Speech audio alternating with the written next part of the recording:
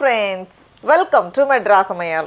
இன்னைக்கு நம்ம Madras Samayalல சூப்பரான ஒரு டீ டைம் ஸ்நாக் Kalmas எப்படி பண்றதுன்னு பார்க்கலாம். பொதுவே வந்து நம்ம சாயங்கால நேரத்துல எக் பஃப் சாப்பிடுறதுக்கு நமக்கு ரொம்ப பிடிக்கும். இது வந்து எக் பஃபோட அதே ஸ்டஃபிங் தான் உள்ள வைக்க போறோம். ஆனா வெளிய அந்த பஃப் பேஸ்ட்ரிக்கு பதிலா இத வந்து அரிசி மாவு சேர்த்து பண்ணுவாங்க. டேஸ்ட் வந்து ரொம்ப சூப்பரா இருக்கும், நல்லா சாஃப்ட்டா இருக்கும், டீ கூட அட்டகாசமான காம்பினேஷனா இருக்கும். இப்போ இது பண்றதுக்கு ஃபர்ஸ்ட் வந்து நம்ம உள்ள வைக்க கூடிய அந்த ஸ்டஃபிங் தயார் பண்ணனும். அதுக்கு ஒரு panல 2 டேபிள்ஸ்பூன் போல எண்ணெய் சேர்த்துக்கோங்க. எண்ணெய் சூடானதும் இதில் 2 வெங்காயம் அதை வந்து கொஞ்சம் சின்னதாக கட் பண்ணி வச்சுருக்கேன். அதை சேர்த்துட்டு வெங்காயம் லைட்டாக வதங்கட்டும். இப்போ வெங்காயம் இந்த மாதிரி வதங்கினதும் இதில் 2 டீஸ்பூன் அளவுக்கு இஞ்சி பூண்டு அதை வந்து நல்லா இடித்து வச்சுருக்கேன். கூடவே 2 பச்சை மிளகாய், ஒரு கொத்து கருவேப்பிலை இலை அதையும் கொஞ்சம் சின்னதாக கட் பண்ணி வச்சுருக்கேன். எல்லாத்தையும் சேர்த்துட்டு நல்லா ஒரு வாட்டி கலந்ததுக்கப்புறமா இதில் வந்து நம்ம மசாலா சேர்க்கணும். மசாலாவுக்கு ரொம்ப கொஞ்சமாக மஞ்சள் தூள் சேர்த்துக்கோங்க. கூடவே 1/2 டீஸ்பூன் மல்லித்தூள், 1/2 டீஸ்பூன் கரம் மசாலா, 1/2லேருந்து 3/4 டீஸ்பூன் போல் மிளகாய் தூள். நம்ம ஏற்கனவே 2 பச்சை மிளகாவும் சேர்த்துருக்கோம், அதனால் பார்த்து சேர்த்துக்கோங்க.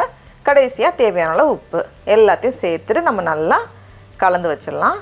தண்ணியாக இருக்கக்கூடாது, கொஞ்சம் கெட்டியாக இருக்கணும். பாருங்கள் இந்த மாதிரி. இப்போ நம்ம ஸ்டவ் ஆஃப் பண்ணி வச்சிடலாம். இப்போ அடுத்தது நம்ம வெளி மாவு தயார் பண்ணணும். அதுக்கு முன்னாடி ஒரு மிக்ஸி ஜாரில் ஒரு 1/4 கப் போல் துருவன தேங்காய் சேர்த்துக்கோங்க.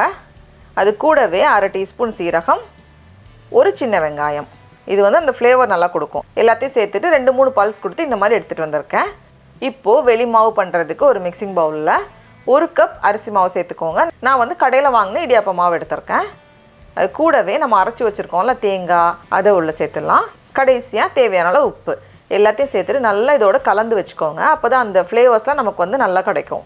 இந்த மாதிரி நல்லா கலந்ததுக்கப்புறமா நல்லா கொதிக்கிற தண்ணி தான் நம்ம சேர்க்கணும். பாருங்கள் இந்த மாதிரி நல்லா தண்ணி கொதிச்சதுக்கப்புறமா தான் நம்ம உள்ளே சேர்க்கணும். இதை வந்து நம்ம கலந்து விட்டுடலாம். ரொம்ப கெட்டியாக இருக்க வேண்டாம், கொஞ்சம் சாஃப்டான மாவு பதத்துக்கு நம்ம கலந்து வைக்கணும்.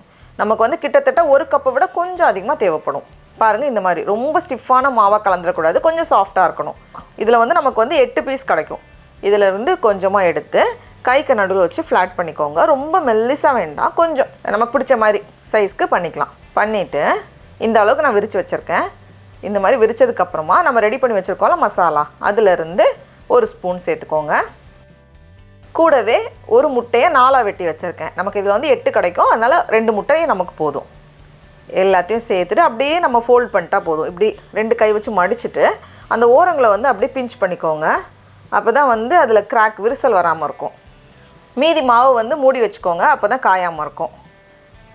பாருங்கள் இந்த மாதிரி எக்ஸ்ட்ரா இந்த சைடில் 2 சைட்லேயும் கொஞ்சம் எக்ஸ்ட்ரா இருந்துச்சுன்னா அதை எடுத்துடலாம். நம்ம எடுத்துட்டோன்னா இந்த மாதிரி நல்லா ஸ்மூத்தாக உருட்டி வச்சுருக்கேன். பாருங்கள் எல்லாமே ரெடியாக இருக்குது. இனி இதை வந்து நம்ம ஆவியில் வேக வைக்கணும்.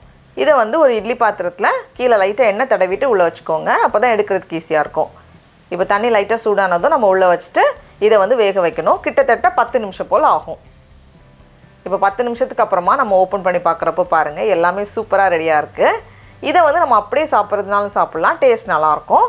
இல்லை இன்னும் கொஞ்சம் கூட நமக்கு ஃப்ளேவர் கொடுக்கறதுக்காக கொஞ்சமாக மஞ்சள் தூள் சேர்த்துக்கோங்க. 1/2 டீஸ்பூன் போல் மிளகாய் தூள் வச்சுருக்கேன்.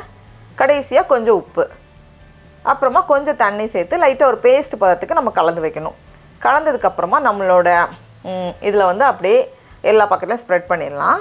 அதுக்கு ஒரு பேனில் கொஞ்சமாக எண்ணெய் சேர்த்துக்கோங்க. எண்ணெய் சூடானதும் இதை வந்து நம்ம உள்ளே வச்சுட்டு நல்லா எல்லா பக்கமும் நல்லா ரோஸ்ட் ஆகி வரணும்.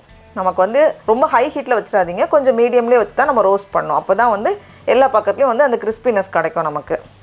இதை வந்து ப்ளெயினாக சாப்பிடும்போதும் நல்லாயிருக்கும், இந்த மாதிரி செய்யும்போதும் இன்னும் நல்லாயிருக்கும். இதில் வந்து முட்டை தான் வைக்கணும்னு கிடையாது, நமக்கு வந்து வேறு ஏதாச்சும் ஸ்டஃபிங் பிடிக்கும்னா அதுவும் நம்ம வச்சுக்கலாம். பன்னீர்லேயும் பண்ணலாம் நம்ம. இப்போ இதை எடுத்து நம்ம வெளியே வச்சிடலாம்.